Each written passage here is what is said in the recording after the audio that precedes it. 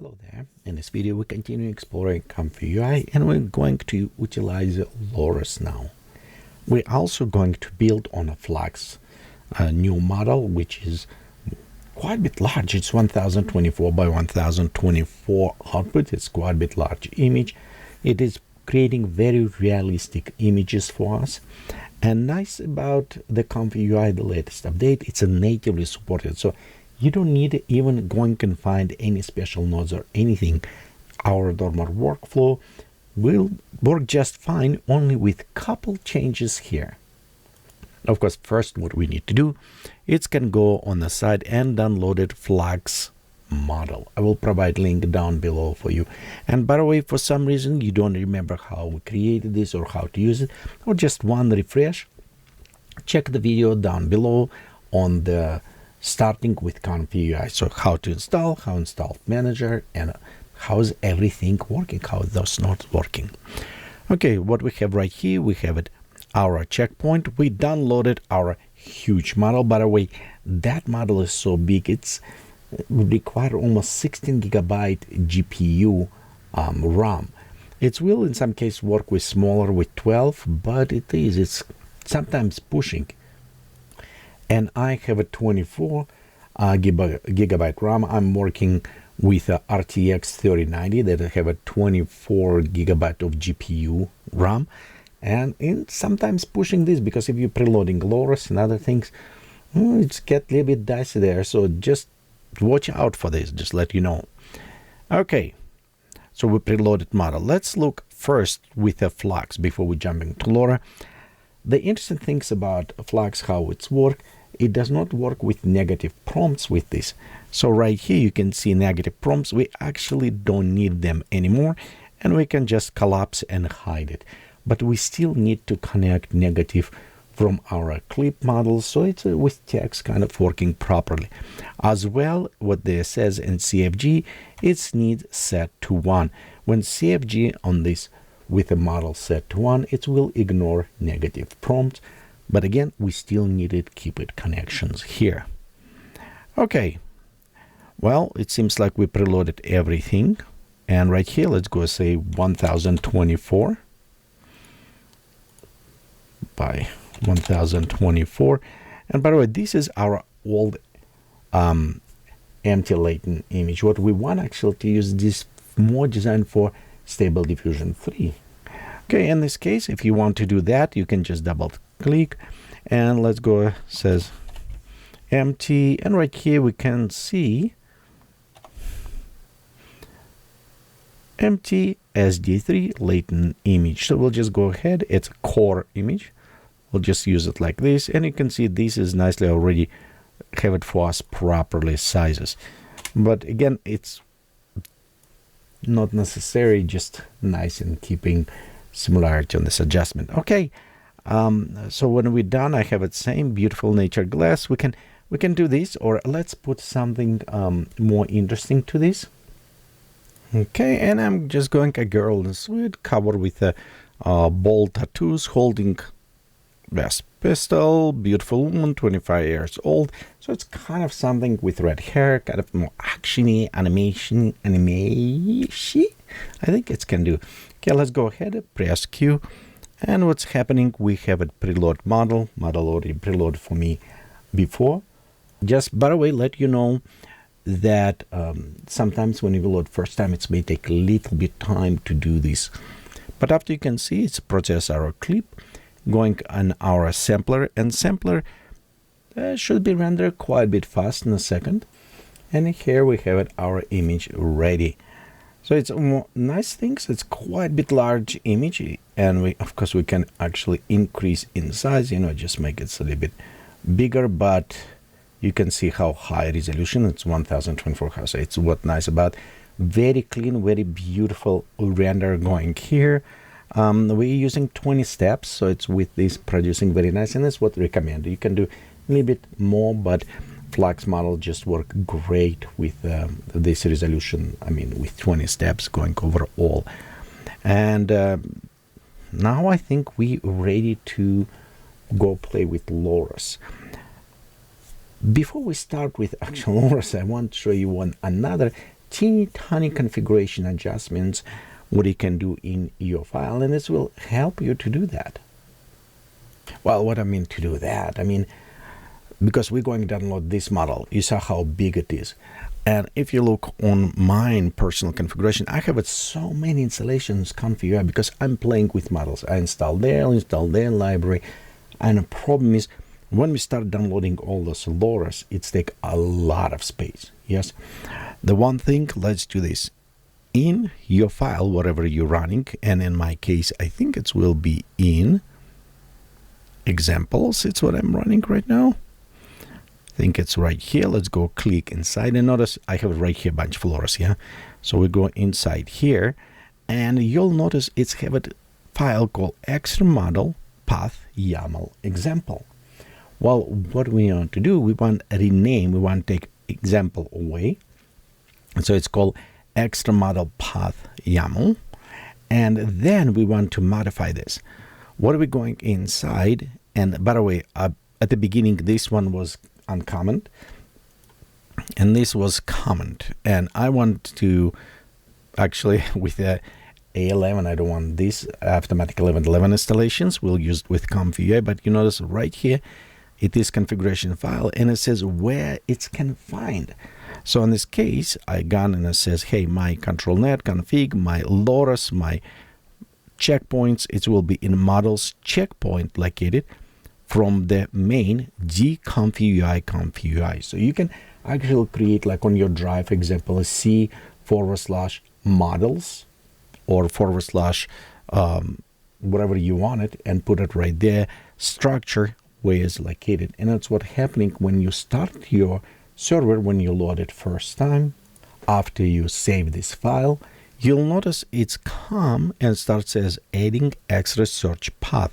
So beside the local, it's also will look on those areas. And this is very nice because if you have it like I do, multiple installations on ComfyUI or some different applications, you know, different type that utilizing same models, including automatic 11.11, then you can point them to same directory, and you don't need to download them and put it on many places. So you can store all of these models just in one single place.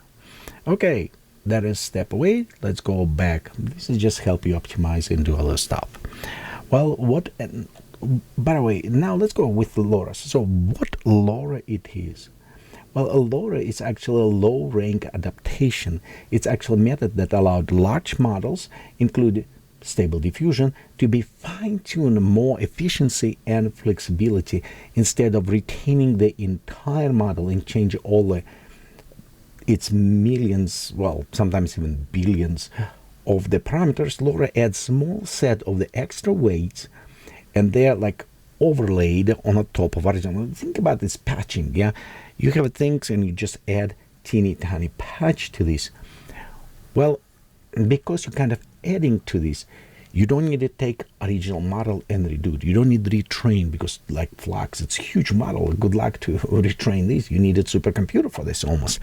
But with the LoRa, you can apply those stylizations. What I mean by stylizations, so right here, for example, on ComfyUI, you can see you can apply all these different types, you know, different fine tuning. Even beside that, you can apply like stylizations. When, for example, you can quickly teach the model to generate image in specific artistic style or theme, or you can have it personalizations, which is I will be doing in the next video. We will going to train our own personal LoRa, and because of that, I will recommend you to subscribe, click notification button, like it, so you know when that video come out. So I'm going to train our own LoRa so you can personalize, and you have it all information about your new character, objects, and without affecting the original model. So because we don't need pre-train all this huge data inside, we'll just create our own model, our own object there. And of course, research, you can kind of experimenting with this new fine-tuning idea, integrity, do you know all this stuff. So stylizations, specialized characters, specialized artist character in one case, it was a model where you can do like aha, take on me, you know, this pencil drawing. You just apply that style to any renders. So that is what power of the LoRA, that you love your model you're using, you can fine-tune that model to this precisely what you like it. Well, let's look how we can do that. Well, you'll notice we already halfway there. Yes, what we need to do, we need to add a couple things. We need to add Flux guidance, because obviously we're using Flux here and I forgot to add this, so we'll add this. And we need to put LoRa's.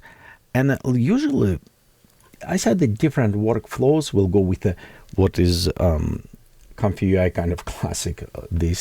It is we can preload it LoRa before our processing on a clip, because you remember from previous video. If you don't remember, check out down link below to be sure understand what this clip does, model and via. Just keep it, you know,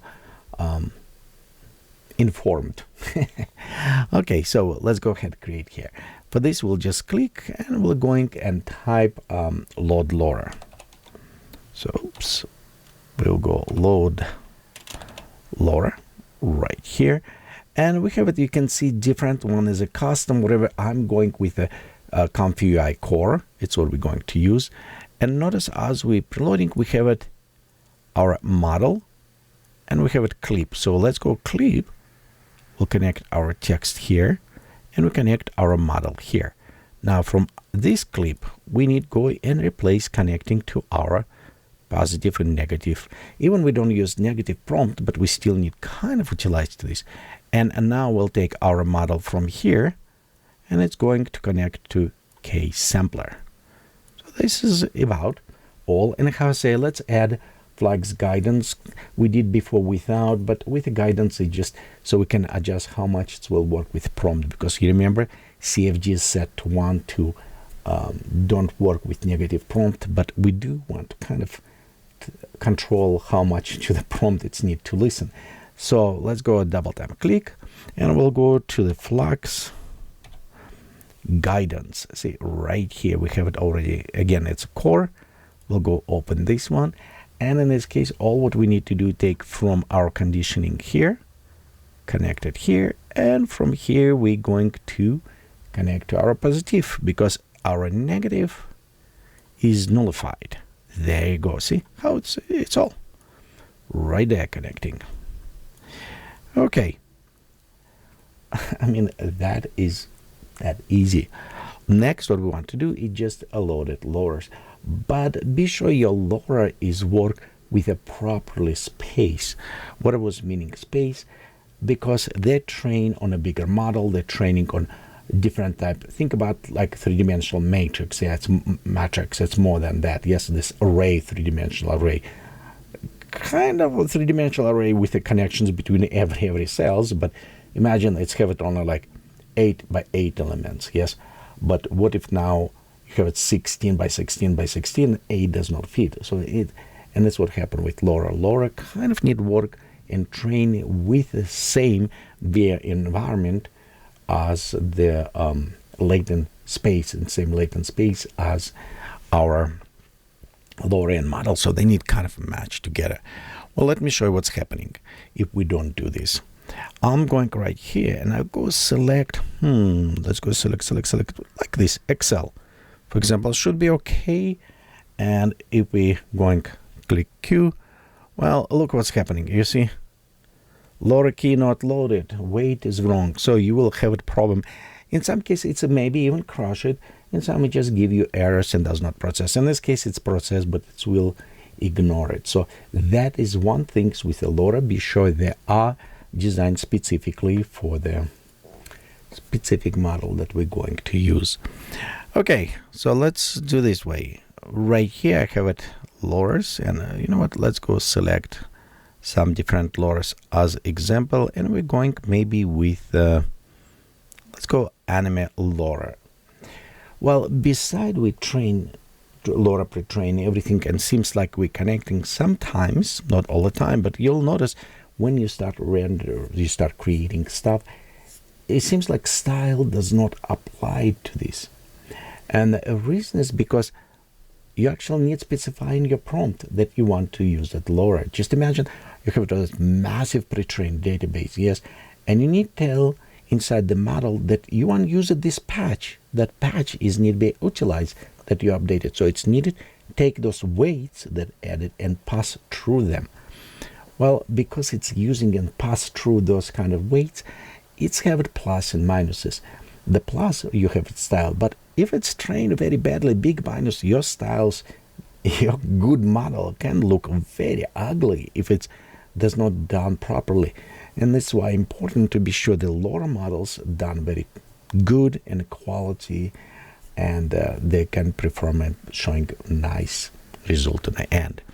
Okay, so right here, for example, anime. So what we need to do for this, we actually need to specify inside that we want it, and it depends on trigger word, or and also exclusive, you can say which LoRA to load it.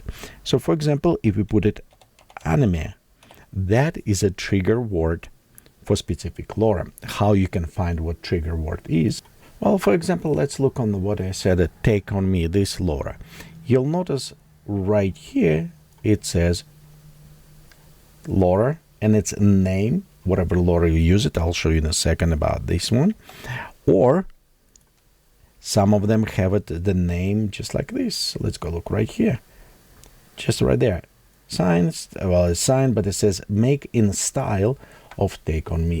It is trigger word or there. For example, right here, it's an enemy will be trigger word for this LoRA, but also we can actually, copy a LoRA. We don't need take. What you want to use, it's a name for that specific LoRA. Okay, like for example, let's go right here to our global LoRA. When I install it, model, we'll go to LoRa's. Oh, I'm in the wrong place, yes. So I want to go ComfyUI. Oh, if I don't click properly, then I will be in the right place. And you notice we're using anime LoRA ComfyUI. So we'll just need to find anime LoRA right here. And we'll just copy this name. Okay, and we'll just says loaded this name. There you go. So you have a two ways trigger in this. If you want, be sure it's a work and you're not sure about trigger word, or somebody maybe don't post it, names in many cases will work. Well, let's go run right now and see what we come up, because we have it our style, we have it artistic or photo style, and now we try to do our anime. And you can see as a result, it's totally changed and look an anime style, all this. So it is, take it through the LoRA, put it. Can we do without LoRA? Most likely, I think that model is big enough to have it some data in model training about anime. But with this, it's have a specific style. So you can have it like anime in a Ranma style, or some other ones, different types of the anime, different styles, or maybe in Disney princess. Well, okay, for example, let's go right here and let's go LoRA ComfyUI Disney princess. And actually, I don't know what it will be. So I'm with you, I'm going to experiment. So we'll go click this one, and just right here, let's go, says this one, and let's go Disney princess. That should maybe work. Okay, let's go ahead and try this one. And there's the result. We have it ours with these big eyes, like Disney princess style. You can see how easy it was applied. Well, in some case you may say, I can just load it model call with Disney. Yes, you can. But other big benefit of this, if we're going to look on our, look how small they are. The LoRA is usually small size. So when they have a small impact on the memory, it's meaning you saw how I'm on a fly, preloading them almost on a fly, and the style is changed. So you can have more proficiency, faster work, and modify styles in the way you do. And of course, important about LoRa is that you can create your style, your character, your face, whatever you want it, your personalized object, style, person, very fast. You can pre-train and used with LoRA with very nice and big model. So you have all benefits of the like Flux big model, and you have your own personal twist. But about this will be in the next video. So subscribe. We'll see you next time.